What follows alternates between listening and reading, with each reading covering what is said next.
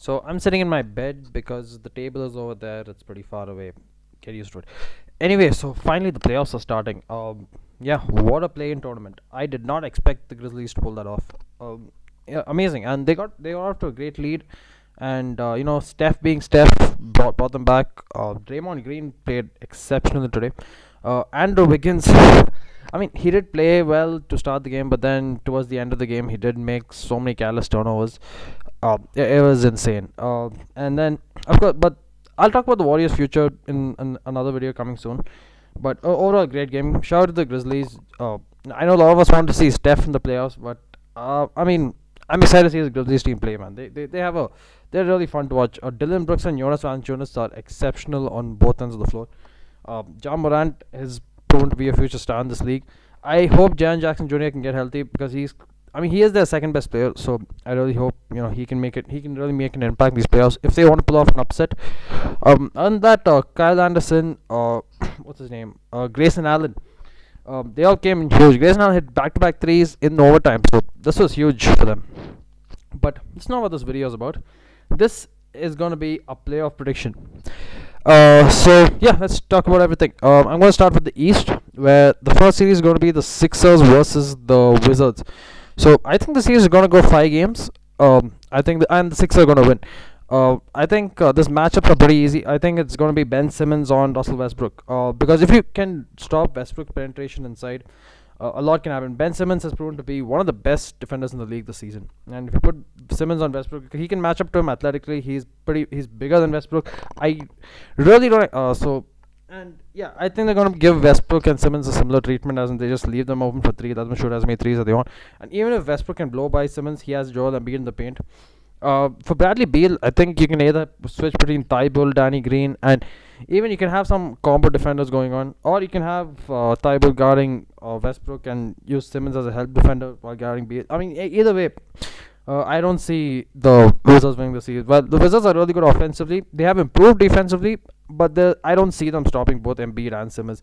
I should say Embiid was going through an illness towards the end of the season, but I think he's had enough time to recover. Now let's hope he's recovered. And yeah, Ben Simmons is still going to be amazing. Tobias has I don't think anyone on this team can really hold off Tobias one-on-one. Actually, no one's going to guard Embiid. Overall, this team, Sixers team, just has better depth both offensively and defensively. And yeah, I think this should go 5 games. I'm giving the Wizards 1 game because when Bradley Beal goes off, there's no stopping him. So he might have one of those games. So coming to the next series, Nets versus Celtics. Now this might be an interesting series if Jaylen Brown was healthy, but I think this is just too much viable. Everyone's healthy now in the Nets. Harden's healthy, Kyrie's healthy, KD's healthy, and everyone's going to be at 100%. They also have Joe Harris, and I think Claxton should start over Blake Griffin. But although Blake Griffin has been starting and they've been winning games, so I mean, if it ain't broke, don't fix it. So I think the Nets are going to sweep the sweep the Celtics in this one. I could make the same argument of Jason Tatum having a crazy game like Beal, and then them just somehow winning 1 game. But I really don't see this happening, even though the Celtics are decent offensively and pretty good defensively, and the Nets are amazing offensively and not that good defensively. I mean, I don't see anyone. I mean, Tatum's a great defender. He's not going to guard Kevin Durant, and nobody's going to guard Kyrie or Harden on this team. Maybe Smart can try, but then if you have to guard one person, you're going to have to leave the other open. And yeah, it's this Nets team is just too powerful offensively. So yeah, I don't think it's a great matchup for the Celtics. So yeah, this is their reward for winning that play-in tournament. And yeah, I think the Nets are going to sweep them either way. Could go 5 games, but I'm predicting a sweep. So now coming to an interesting series, the Bucks versus the Heat. So this was the matchup last time, and the Heat pulled off the upset. They won in 5 games that too, and they were up 3-0, and a couple of games were really close. I think game 2 was extremely close. I think Giannis got slightly injured in that game 2, and game 3, Jimmy Butler went insane. I think he scored 15 straight points in the 4th quarter to get Miami the win. That was one of the best performances ever. Can they pull it off again this season? So the main difference between the Bucks last season and the Bucks this season is Jrue Holiday replacing Eric Bledsoe.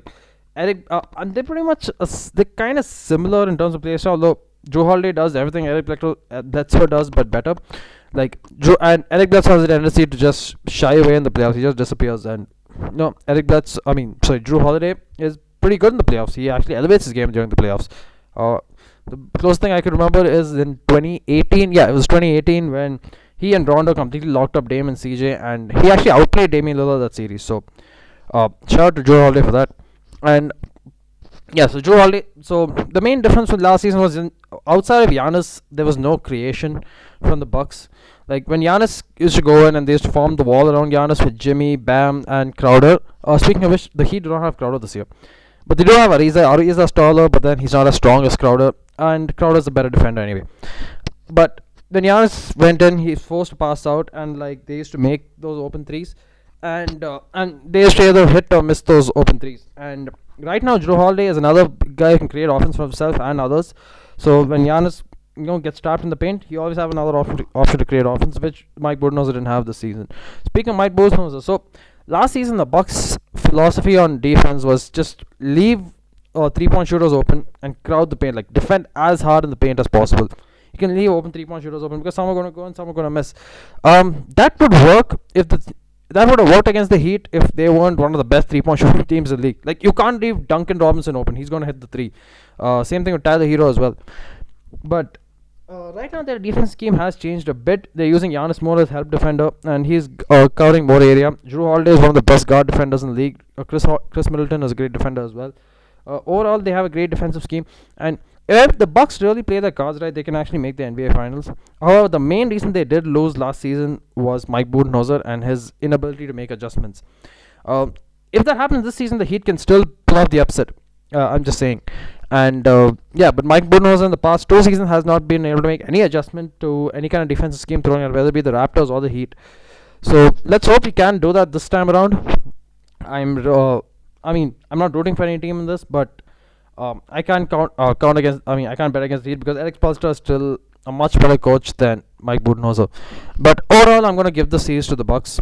I think there's improvement this season, and hopefully Giannis plays around 40 minutes per game because Mike Budenholzer is playing like 32 minutes per game. Like, come on, it's Giannis. He was the MVP of the league last season. So overall, I think I'm going to call Bucks in 6 on this one. And finally, we got Knicks versus Hawks. This is basically defense versus offense, essentially. Even though the Hawks are like a little bit better defensively because of Clint Capella and DeAndre Hunter, if he's playing, he will have a huge impact on this team defensively. But overall, I'm going to say this series goes all the way. I'm going to say the series goes to 7, and I'm going to say the Knicks win. Simple reason because the Knicks are superb defensively. Like, offensively, they have a couple of shot creators with Derrick Rose, RJ Barrett, and Julius Randle has been amazing this year. I don't think anyone in this team can guard Julius Randle one-on-one in terms of playmaking, his finishing around the rim. But one thing I see with the Knicks team is they're very gritty defensively, and they're just going to win by making their opposition tired. So that is one of the main factors here, and that's why I think the Knicks are going to win this. So, and yeah, this is going to be a 7-game series, and once you go 7 games with the Knicks, it's all going to come down to who's better defensively. Like, that's what usually happens in the 7th game. So now let's go to the Western Conference. The first series is going to be the Jazz versus the Grizzlies. I think the series is going to go 6, mainly because Donovan Mitchell is just coming out from injury, and although this team is not all about Mitchell, he does elevate this team's potential. He does keep a higher bar on this team, and he does raise the ceiling. So yeah, even though he is returning, and Donovan Mitchell has been amazing in the playoffs every year he's played, but even so, I think Ja Morant shouldn't really have any problems because this Grizzlies team doesn't work on one player. They have a really good system, and I think the Grizzlies can learn from the Jazz in the long term. I will probably make another video on this, how they can use the pieces around them to build a good team, build good team basketball. But overall, I think this series is actually going to go 6 because Mitchell might be a little rusty and sometimes might shoot them out of the game. But even though Quinn Snyder's system might work, I'm actually, I'm going 5. I think the series is going 5.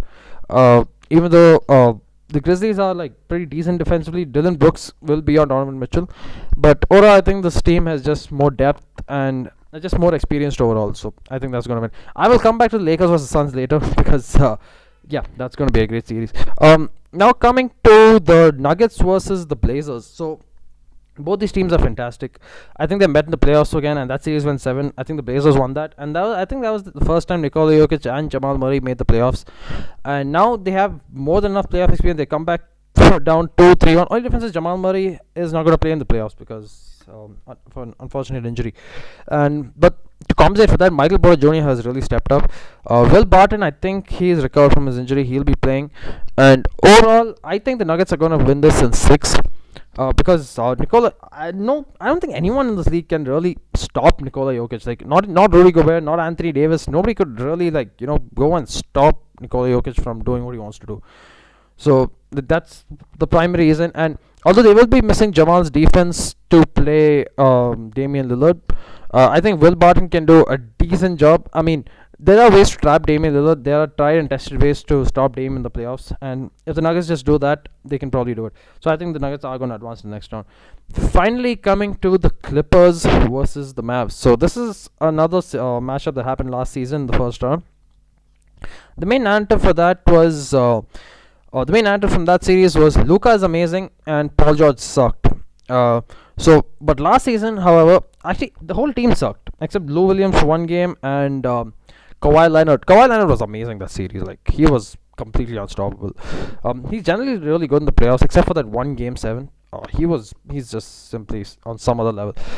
But I'm hopefully Paul George won't crumble this time. This year's Clippers team is a bit better. They do have Rondo. Rondo is a huge addition. I think he's the biggest X factor for the Clippers winning a championship this season. He's a great passer, and like you've seen what he did with the Lakers last season. He was essentially the third best player. He might be the third best player in the Clippers during the playoffs as well. And either way, they have Serge Ibaka instead of Montrezl this year. They have Ivica Zubac. He's a great defender, and overall they have a lot of guard depth and pretty decent wing depth as well. So I think they're going to take this in 5. The main difference for the Mavericks is they switched Josh Richardson. I mean, they traded for Josh Richardson. I cannot speak. And they traded for Seth Curry. I mean, they lost Seth Curry. And Seth Curry was pretty good in the playoffs last season for them. Even though I think Luka is going to have a great series. Kristaps Porzingis, it really depends on his health. And, he's been kind of up and down so far. So, if he does have a good series, then this can possibly go to 6. But I'm still going to think the Clippers are going to win this. Clippers are going to win this at 5. Now coming to the series, the best series of the season, that is the Suns versus the Lakers. So the Lakers are probably the greatest 7th seed of all time, and the Suns are no team to sleep on. Like the Suns, they can really match up well with the Lakers. But although Lakers do have great defenders, the main factor over here will be everyone's health, both LeBron and AD. Because they've missed a lot of time and they've come back in the playing game against the Warriors. Both of them were kind of struggling in terms of just being out there. LeBron's ankle was kind of hurting, and Anthony Davis had a really bad first. Although a lot of it was the Warriors playing great defense, but nonetheless the Lakers were struggling. So they're gonna have to find a way to stop Chris Paul and Devin Booker. But at the same time, on the other end, they will have the Phoenix Suns will have to find a way to stop both LeBron and Anthony Davis. So I think the matchup is going to be Mikal Bridges on LeBron. Like Mikal Bridges is a great defender, but all he can do is make sure like LeBron doesn't average 55 points per game, which itself isn't a guarantee. But yeah, this is going to be a prime matchup. DeAndre Ayton's probably going to play Anthony Davis. So DeAndre Ayton has slightly improved on his defense, but AD when he gets going, there's no stopping him.